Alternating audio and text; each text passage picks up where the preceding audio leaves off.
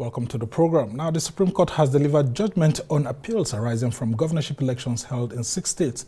Key among these is that on the much-anticipated Nasarawa State governorship election, where the Apex Court affirmed Abdullahi Sule of APC as the validly elected governor. The Apex Court dismissed the appeal of David Ombugadu, the governorship candidate of the People's Democratic Party, for lacking merit. The Supreme Court also affirmed the election of the Delta State Governor, Sheriff Oborewori, after dismissing the appeals by the All Progressives Congress and its candidate, Oveoma Agege, and the Labour Party and its candidate, Kempela, against the governor, who has been enjoying the victory since. In the Oma Agege appeal, the 5-member panel led by Justice John Okoro said the appeal lacked merit and the appellant was unable to discharge the burden of proof placed on him, while that of Pela's appeal was also dismissed for lack of merit. In the Ogun State matter, the justices of the Apex Court affirmed the election of Dakpo Abiodun of APC after dismissing the appeal of Oladipupo Adebutu, who is the candidate of the PDP. Now, the Supreme Court also affirmed the election of Ubasani as Kaduna State Governor, Nasir Idris as Kebbi State Governor, and Inwa Yahya as Gombe State Governor.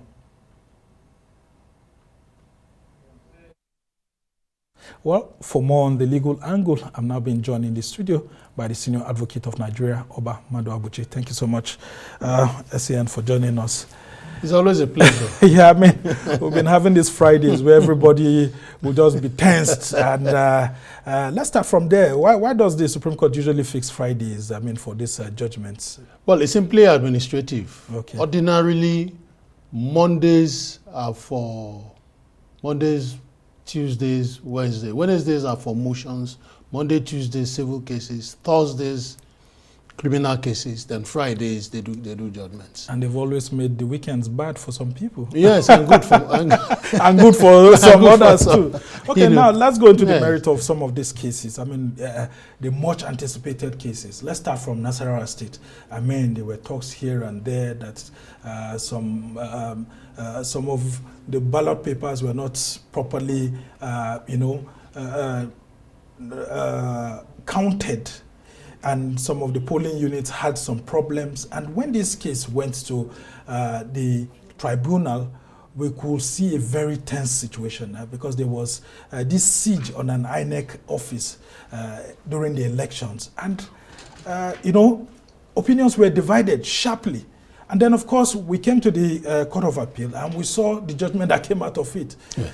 And the governor was almost like on his way out. All of a sudden, for we to see the Supreme Court dismissing this same case that they almost threw the government out from as lacking merit. So people are confused. I mean, how could this kind of case lack merit?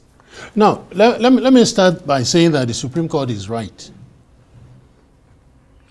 The Supreme Court is right in the sense that whatever they say is the law. And you can only sit in your house and do your own analysis. Anything we are saying now, the stable has, the animal has left the stable. And, yeah, but of course you can't stop people from talking. But the only thing, what we do is to analyze the reasoning of the Supreme Court. Because that is what guides us when we write, in 4 years, when we begin to do other petitions. We have not had the pleasure or the privilege of reading the reasoning of the Supreme Court in today's judgments, because they just gave them a few hours. Yeah, and I was so surprised how short it was, actually. Yes. Usually they say, we have gone through it and they've concluded they did not prove it, it is hereby affirmed or dismissed. That does not allow me now to do an in-depth analysis of what happened.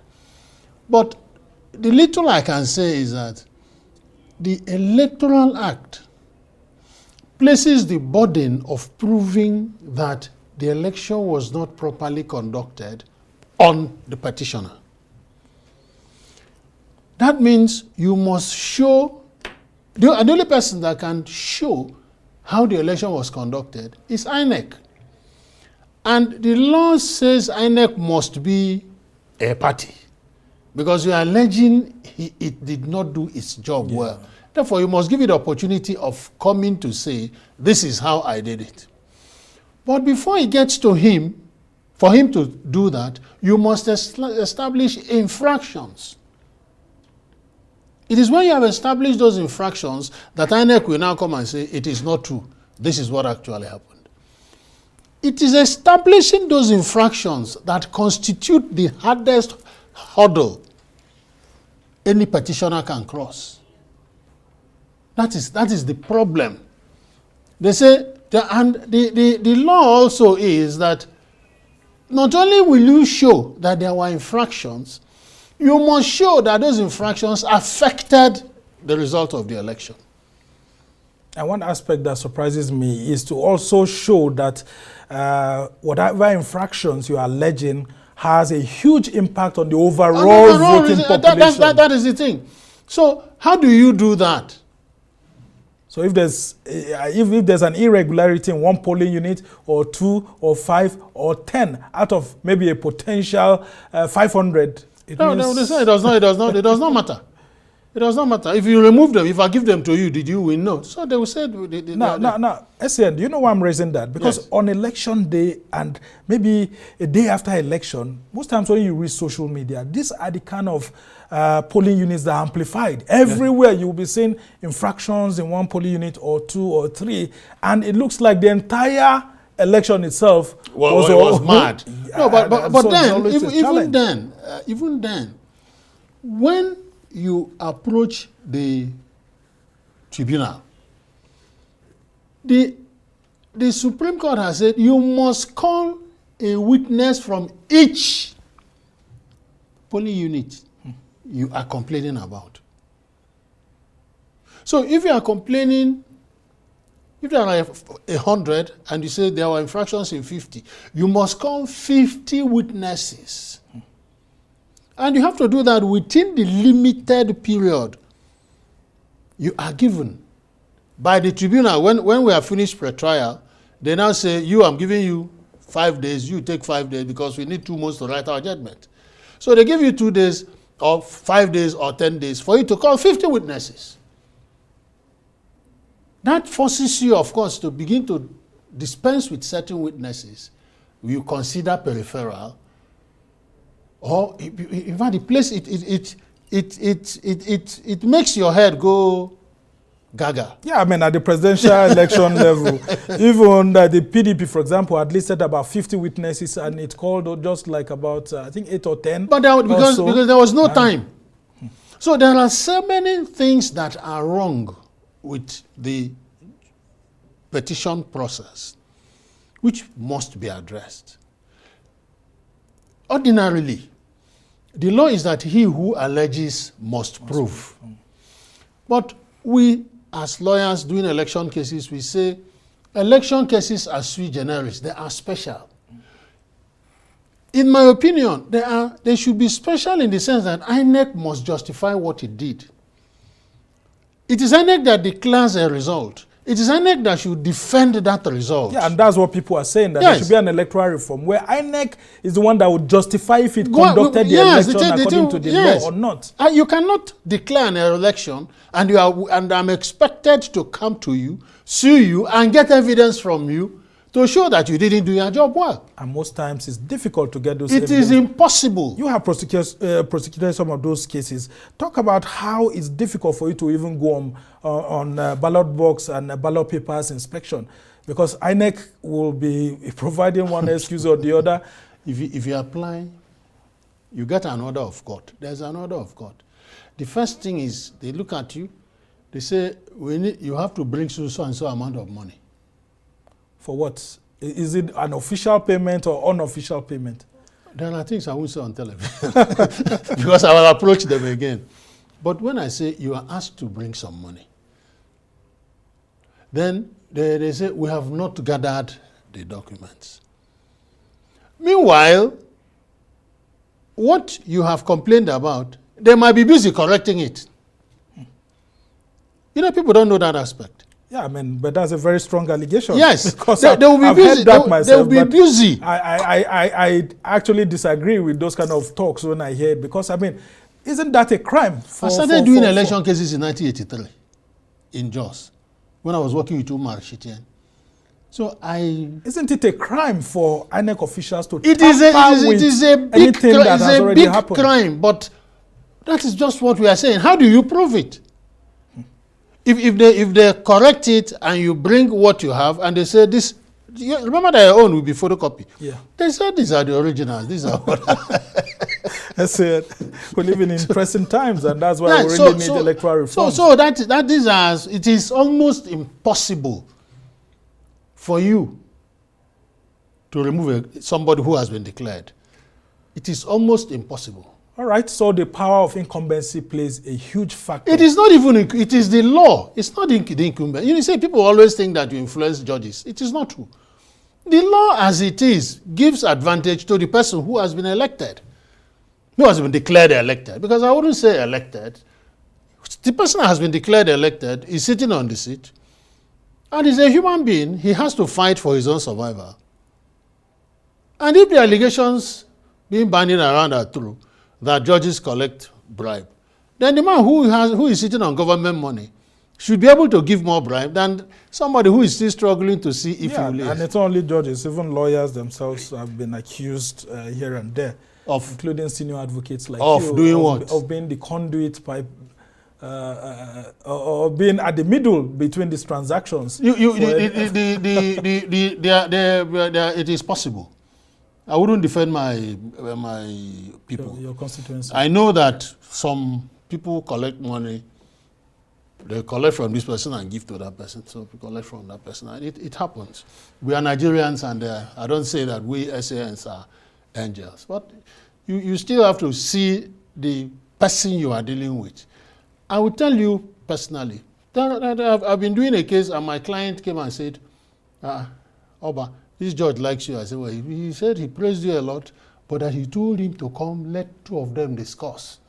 Otherwise, all the long grammar I am speaking is rubbish. Because he's the one that will decide the petition. He asked me what he should do. I said, have you transferred my fees? He said, yes. I said, that's all I'm interested in. When you are ready for court, we go to court. If it is to go and discuss with anybody, don't call me. All right. And that's my standard. All right. That's a very strong one. And I mean, we commend people like you who continue to stand and exert their influence on the process using every moral means that it's, acceptable. Now, let's go to Delta State, where it's also another very touchy election that happened in that state. And former Deputy President of the Senate, Senator Ovioma Agege, who's also a lawyer, was beating his chest and saying that, look, if this case there gets to the Supreme Court, I will beat the PDP hands down.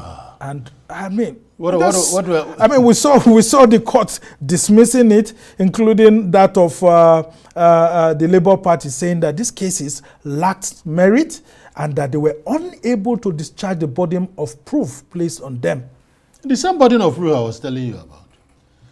The same for you, proving that what INEC did is wrong. Not for INEC. You see, in law, we don't prove negative. You prove positive. You did not conduct this election the way you ought to. That is the negative. I conducted it properly. That is the positive. That is where the burden ought to be. But it is turned around and say, you are saying the man did not conduct election well. Show me how he didn't conduct it well. You can't prove negative. I don't have money. And I have money. Which one is easier to prove? I don't have money. I have money. Look at it. So positive is amenable to proof more than negative. So when you say this election was not properly conducted, and INEC say I conducted it well, it's okay, these are your guidelines, show us how you complied. Show me how you complied. So how do you, like in Delta, part of what they were saying is about the man's qualification. This is where at times I blame my colleagues. If you say somebody does not have school cert, that is the easiest thing to prove. You remember when we were when we had that discussion. Yes, it's easy for you to call WAEC.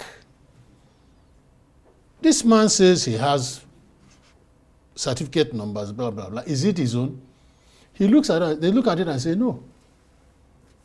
Even though we have a certain state where the issuing authority said we did not issue. Yeah. And we don't know, I think it was brushed aside or something like that. So, but you can't do more than you can. You can't do more than that. And there must be fundamental changes and reforms. Well, we can't continue to be doing these reforms every election cycle. Oba Maduabuchi, you're a senior advocate of Nigeria. Yes. Laws are supposed to at least be for about 10 years or 15 or 20. Is it before every general election that we'll have to be changing our laws? What exactly is the problem with our own election system? You see, the way election or the way that reform ought to go about is lawyers and INEC, lawyers who do election cases, who are versed in election cases, they are the people who will say, this is where we have our problem.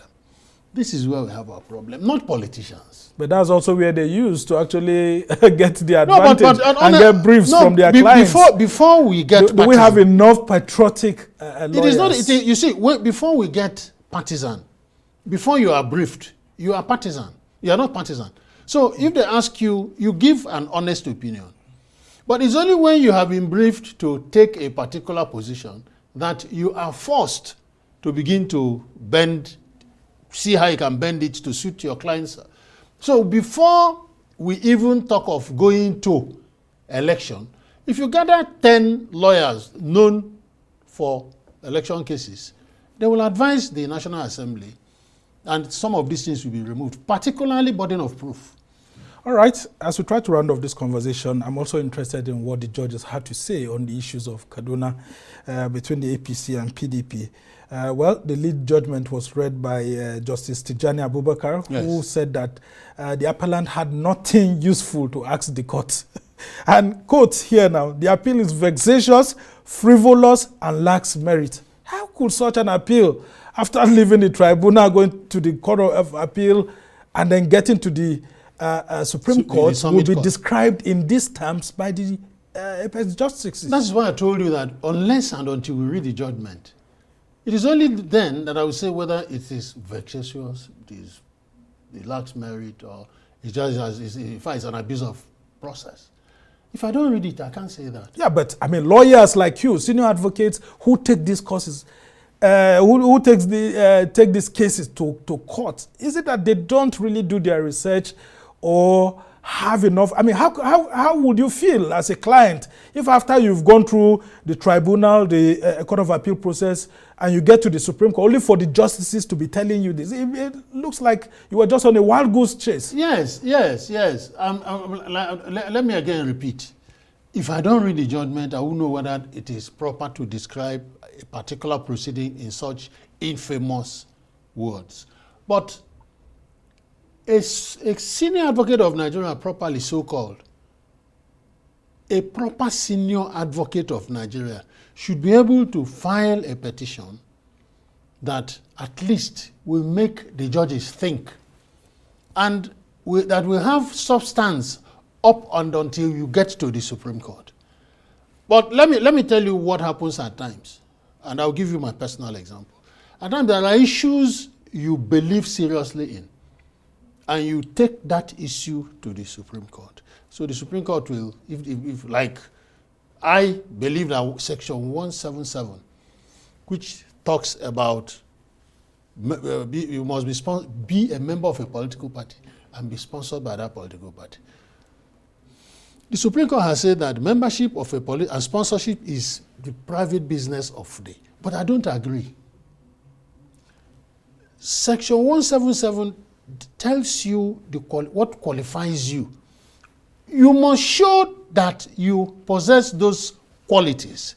One, you're a Nigerian, you're up to the age, you have the educational qualification, and you are sponsored. None of them is private business of a political party. So when the Supreme Court, like in a plethora of judgments, say it does not, we don't want to hear you because I don't agree. All right. So if I have an opportunity, there are issues like that with many senior advocates, and that is what makes law interesting. Because if we don't take such... So some of your senior advocates are not misadvising their clients?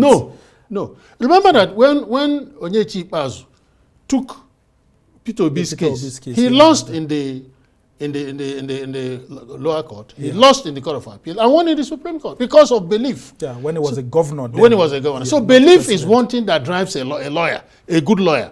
You believe in this thing and you follow it and you... Yeah, and I was actually surprised why the Labour Party, we thought, had engaged him for the presidential election petitions tribunal. All of a sudden, for us to see that, I mean, he was, he decided to drop out. Well, that's I will not speak for him. I talk for another day. Yeah, so as we try to round off this conversation, I said, where's the room for reforms and how fast can we do these reforms in our electoral system? The reforms, like I said before, you need lawyers and apparently retired staff of INEC to sit down and craft something for the National Assembly. If you leave it for the National Assembly,